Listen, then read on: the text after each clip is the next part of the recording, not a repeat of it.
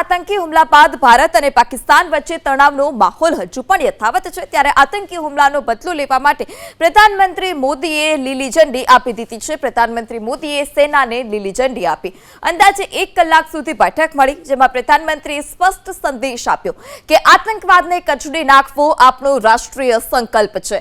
સેનાની ક્ષમતા પર મને સંપૂર્ણ ભરોસો। હુમલાનો સમય અને પદ્ધતિ નક્કી કરવાની સેના પાસે સ્વતંત્રતા। બેઠકમાં સંરક્ષણ મંત્રી રાજનાથ સિંહ, NSA અજીત ડોભાલ, CDS ત્રણેય સેનાના પ્રમુખ પણ ઉપસ્થિત રહ્યા હતા।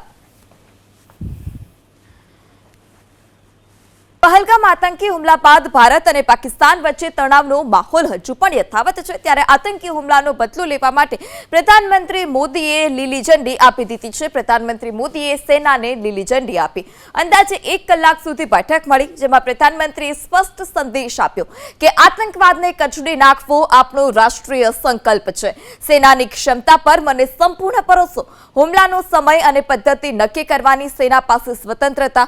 बैठकमां संरक्षण मंत्री રાજનાથ સિંહ, NSA અજીત ડોભાલ, CDS ત્રણેય સેનાના પ્રમુખ પણ ઉપસ્થિત રહ્યા હતા।